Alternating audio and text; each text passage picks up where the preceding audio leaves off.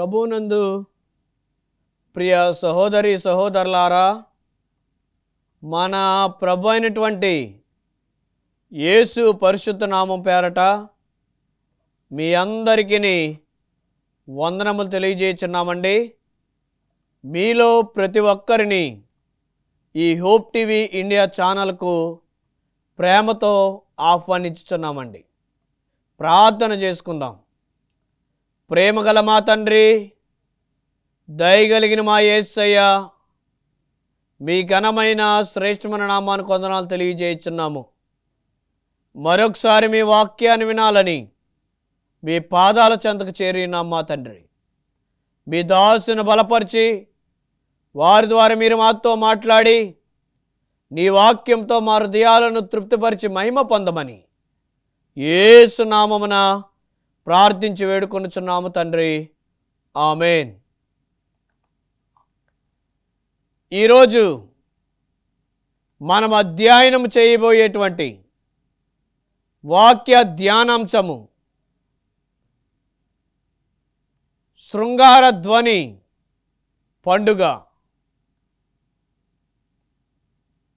శృంగధ్వని పండుగ గురించి గత వారం నేర్చుకున్నాము. పాత నిబంధనలో ఈ బూరల పండుగ ప్రారంభాన్ని మనం చూసాము, లేదా ప్రారంభించడాన్ని మనం చూసాము. ఈ పండుగ ఎలా ప్రారంభించబడిందో, ఏ తారీఖున ప్రారంభించబడిందో, అది ఎన్ని రోజుల పండుగో, ఆ పండుగ రోజున ఏం చేస్తారో అన్ని విషయాలను మనము క్షుణ్ణంగా గత వారం నేర్చుకున్నాము. ఈ వారం ఆ పండగ నెరవేర్పుని మనం చూస్తున్నాం. ఈ వారం ప్రియ సహోదరి సహోదరులారా, మన ధ్యానము నిమిత్తమై ప్రకటన గ్రంథము 11వ అధ్యాయము 15వ వచనములో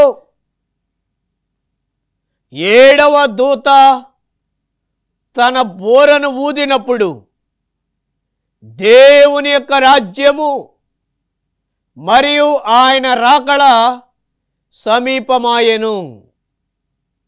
7వ దూత తన బూర ఊదుతున్నాడు. 7వ బూరలో రాయబడినటువంటి సంగతులు ఏంటనంటే, దేవుని రాజ్యము గురించి బూర మాట్లాడుతున్నది. దూత అదే విషయాన్ని తెలియజేస్తున్నాడు. 7వ బూర యేసు ప్రభువారి యొక్క 2వ రాకడ. అనగా ఈ బూర శబ్దము ద్వారా లోకానికి మనము 2వ రాకడ, ఈ సువార్తను, ఈ యొక్క 2వ రాకడ గురించిన అనేక విషయాలను తెలియచేయాలి. దూత అదే ఊదుతున్నాడు. మనము ఈ బూరల పండుగ యొక్క నెరవేర్పుని అడ్వెంట్ మూమెంట్లో మనం చూస్తున్నాము. అనగా దాదాపుగా 19వ శతాబ్దంలో అడ్వెంట్ మూమెంట్ జరిగింది. ఈ యొక్క అడ్వెంట్ మూమెంట్లో విలియం మిల్లర్ గారు, ఇంకా అనేక మంది సంఘ సంస్కర్తలు, జోసెఫ్ బేట్స్, ఇలాంటి అనేక మంది బైబిల్ పండితులు ఈ యొక్క పండుగను నెరవేర్చారు. సెవెంత్ అడ్వెంటిస్ట్ సంఘం ఈ బూరల పండుగ యొక్క నెరవేర్పుని అడ్వెంట్ మూమెంట్లో చూస్తున్నాము. ఏంటి దాని యొక్క ప్రాముఖ్యత? ఈ పండుగ ఎలా నెరవేరింది అని మనము చూడగలిగితే 19వ శతాబ్దానికి మనం వెళ్ళాలి. 19వ శతాబ్దంలో ఏం జరిగిందో, ఎవరు ఏ విషయాలను ప్రదర్శించారో, ఏ ఏ సంఘటనలను బోధించారో మనము పరిశీలించి తెలుసుకోవాలి. చరిత్ర దగ్గరికి మనం వెళ్ళాలి. చరిత్ర దగ్గరికి వెళ్తేనే ఈ యొక్క పండగ నెరవేర్పు ఎలా జరిగిందో మనకు తెలుస్తుంది. బైబిల్ పండితులు పాత నిబంధన అంతటికి ప్రవచన గ్రంథమైనటువంటి దానియేలు గ్రంథము 8వ అధ్యాయము 14వ వచనాన్ని చదివారు. ఏం రాయబడిందంటే 2300 దినముల మట్టుకే అటు తరువాత ఆలయ పవిత్రత గూర్చిన తీర్పు జరుగును అని రాయబడింది.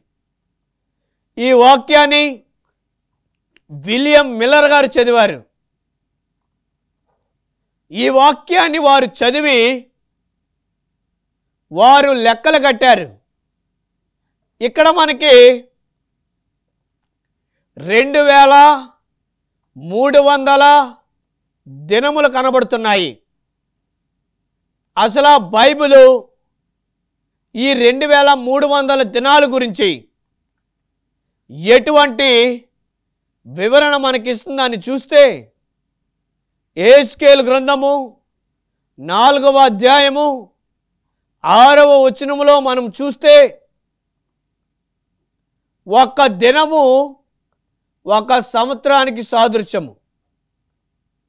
ప్రవచనం ప్రకారంగా ప్రవచన గ్రంథాలలో ఒక దినము అని రాయబడితే అది ఒక సంవత్సరానికి సూచన. అయితే విలియం మిల్లర్ గారు ఈ 2300 దినముల ఈ ప్రవచనాన్ని దీన్ని దీర్ఘకాల ప్రవచనము అంటున్నాము.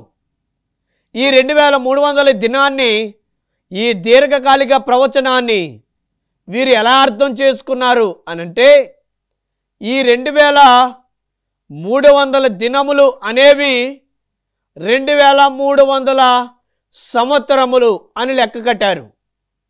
ఇది కరెక్ట్గానే ఉన్నది. ఎందుకంటే యెహెజ్కేలు గ్రంథం ప్రకారంగా ఒక దినము అంటే ఒక సంవత్సరము.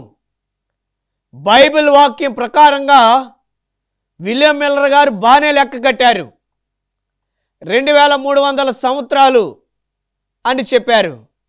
ఆయన చెప్పింది వాక్యాన్ని దగ్గర పెట్టి చూస్తే వాక్యం ప్రకారంగా అది సత్యము అని మనం తెలుసుకోవాలి. ఎందుకంటే వారి సొంత వివరాన్ని ఇవ్వలేదు ఆయన, లేదా ఆయన సొంతంగా అర్థం చేసుకొని ఇవ్వలేదు. వాక్యం ప్రకారంగా చూసే ఆ వివరణ ఇచ్చారు. అప్పుడు ఈ యొక్క 2300 దినములు ఎలా వారు అర్థం చేసుకున్నారు అనంటే దీనిని 2 భాగాలుగా విభజించారు. ఏంటి ఆ 2 భాగాలంటే 70 వారాలు ఒక భాగం, 1810 రోజులు ఒక భాగంగా విభజించారు. అయితే 70 వారాలను మరలా 3 భాగాలు. దీని యొక్క వివరం అంతా మనము దానియేలు గ్రంథం 9వ అధ్యాయంలో చూస్తున్నాము. అయితే 9వ అధ్యాయంలో ఈ 70 వారాల ప్రవచనము 3 భాగాలుగా ఉన్నది. ఏంటి ఆ 3 భాగాలంటే 62 వారాలు ఒక భాగం, 7 వారాలు ఒక భాగం, ఒక వారం ఒక భాగం. 3 భాగాలుగా విభజించబడటం మనం చూస్తున్నాము. 62 వారాలు, 7 వారాలు, ఒక్క వారం. 62 వారాలైన తర్వాత ఏం జరిగిందో, 7 వారాలైన తర్వాత ఏం జరిగిందో, ఒక్క వారం మధ్యలో మరియు అంతంలో ఏం జరుగుతున్న విషయాలన్నీ కూడా దానియేలు గ్రంథం 9వ అధ్యాయంలో మనం చూస్తున్నాము. 62 వారాలైన తర్వాత ఆలయము తిరిగి నిర్మించబడడం పూర్తవటం మనం చూస్తున్నాము.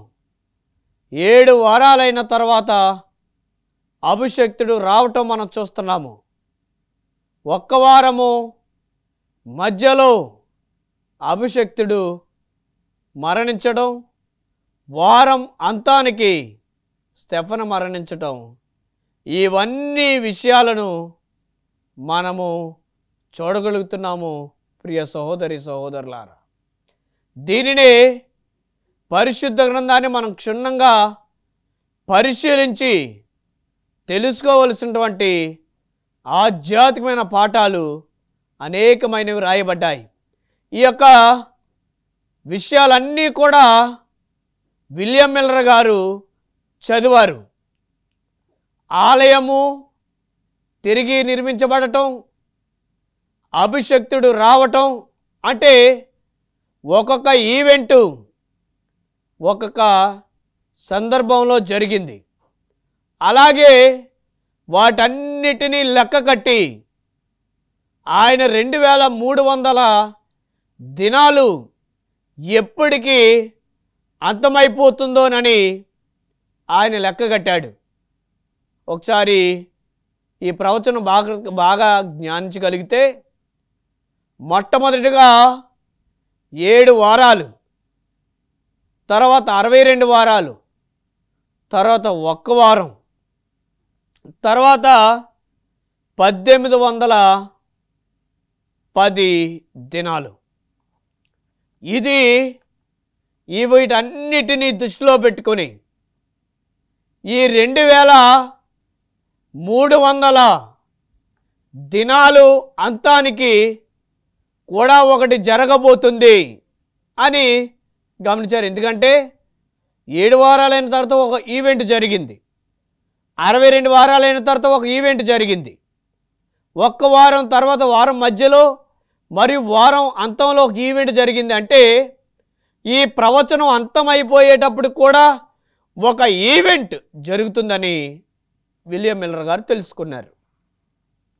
తెలుసుకొని ఆయన ఏమని బోధించారంటే, విలియం మిల్లర్ గారు ఇంకా అతని యొక్క అనుసరులు ఇంకా కొంతమంది ప్రవక్తలు ఏం తెలియజేశారంటే, వీరందరూ కూర్చొని ఆలోచించి అన్నీ జరిగిపోయాయి, ఇక రెండవ రాకడ ఒక్కటే ఉందని 1844 అక్టోబర్ 22వ తారీఖుకి ఈ 2300 దినాల ప్రవచనం అంతమైపోతుంది. కాబట్టి ఆ దినమందు ఆ యేసు ప్రభువారు రెండవసారి ఈ లోకానికి వస్తారని వారు అర్థం చేసుకున్నారు. అనగా ఆ సంవత్సరాలన్నీ లెక్క కడితే అంతానికి అది వచ్చింది. అంతానికి అది వచ్చుట వలన అప్పుడే యేసు ప్రభువారు తిరిగి రాబోతున్నారని వారు ఏం చేశారంటే బోరలు పట్టుకొని ప్రకటించడం మొదలుపెట్టారు. ఇదిగో మేము వాక్యాన్ని చదివాము, వాక్యము ఆధారము మా యొద్దనున్నది, ఈ వాక్యము ఆధారం ప్రకారంగా మేమన్నీ చదువుకొని చెప్పాము, యేసు ప్రభువారు వస్తున్నారని అందరికీ ప్రకటించారు. అందరికీ ప్రకటించి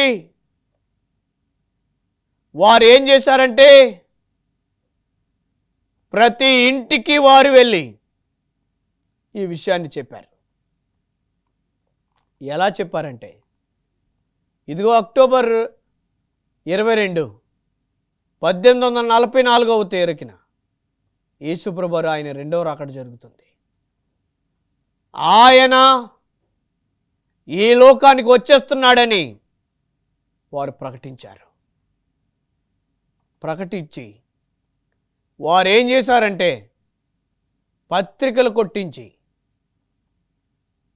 ఎంతో వేగంగా ఈ సువార్త అందించబడాలని ప్రతి వారికి ప్రకటించబడాలని వారు ఏం చేశారంటే వేగంగా ఈ సువార్తను ప్రకటించారు. వారికున్న ఆస్తులను, వారికి ఉన్నటువంటి అనేకమైనటువంటి పొలాలను వాటన్నిటిని అమ్మివేసి వారు ఇలాగా బోధించారన్నమాట అండి. ఇలాగ బోధించి వారు ఇలా చేశారు. కానీ 1844 అక్టోబర్ 22వ తారీఖున యేసు ప్రభువారు రాలేదు. కానీ ఈ పండగ నెరవేరింది.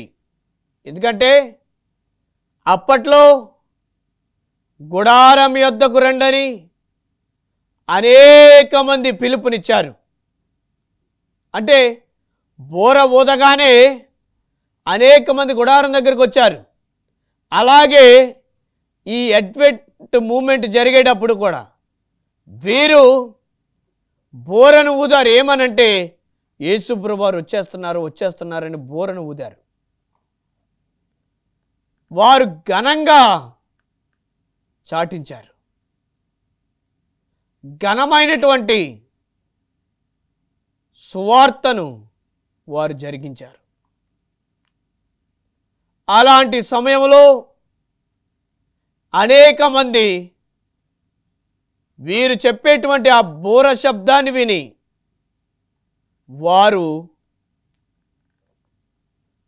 వారుకున్న ఆస్తులను కూడా అమ్మేసుకొని వీరిని వెంబడించారు కొంతమంది.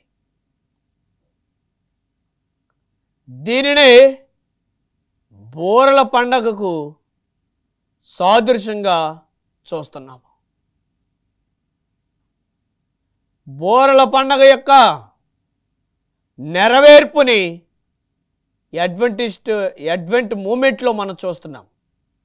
మిలరైట్ మూమెంట్ కూడా అని మనం అంటున్నాము. ప్రియ సహోదరి సహోదరులారా, ఈ పండగ నెరవేర్పే ఆ యొక్క సమయంలో జరిగినటువంటి ఉజ్జీవమైనటువంటి సువార్త. ఆ సమయంలో జరిగినటువంటి ఆ యొక్క గొప్ప సువార్తనే బోరల పండగగా దాన్ని నెరవేర్పుగా చూస్తున్నాము. పాత నిబంధనలో ఆ పండగ ప్రారంభమైతే కొత్త నిబంధనలో యొక్క ప్రజలు చేసిన దానిని నెరవేర్పుగా చూస్తున్నాము. యేసు ప్రభువారి యొక్క రెండవ రాకడకు వారందరూ సిద్ధపడ్డారు. కానీ వారు యేసు ప్రభువారి రెండవ రాకడను చూడలేకపోయారు. కారణం ఏంటి? వీరు అర్థం చేసుకునేటువంటి వాక్యాలలో ఏమైనా లోపం ఉన్నదా?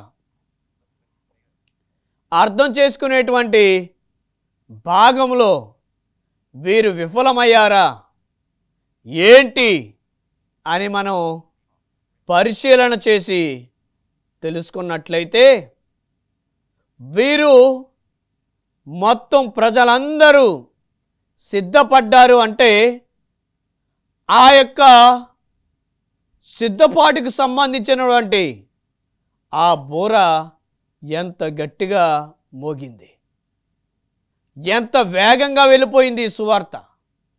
అంత బలంగా, అంత దృఢంగా వారు ఆ సువార్తను చేయగలిగారు. అయితే ప్రియ సహోదరి సహోదరులారా, యేసు ప్రభువారు రాలేకపోయేసరికి సమయం వచ్చింది. 22వ తారీఖు 11:44 వచ్చేసింది. కానీ యేసు ప్రభువారు రాలేదు.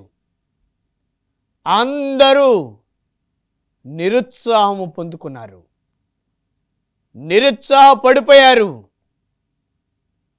నిరుత్సాహం చెంది వారి విశ్వాసాలను వారు కోల్పోయి వేరే మార్గంలో వారు నడిచి వెళ్ళిపోయారు. అసలు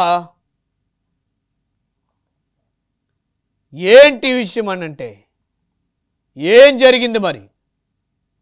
ఆ రోజున యేసుప్రభు రాకపోతే ఆ రోజు ఏం జరిగిందన్న విషయాలు రాబోతున్న కార్యక్రమాలలో మనం నేర్చుకొని ఉన్నాము. అందుచేతనే ఘనమైనటువంటి సువార్త అడ్వెంట్ మూమెంట్ ఆ కాలంలో జరిగింది. దేవుడు మనలందరినీ ఓదార్చుచున్నారు. ఏప్రిల్కి రాసిన పత్రిక 4వ అధ్యాయము 6వ వచనంలో మనం చూడగలిగితే అపోస్తలుడైన పౌలు ఎబ్రీ సంఘానికి అందిస్తున్నటువంటి వర్తమానం ఏంటనంటే, మీరు అర్థం చేసుకోవటంలో విఫలమయ్యారు కాబట్టి జాగ్రత్తగా ఉండి అర్థం చేసుకోనండి.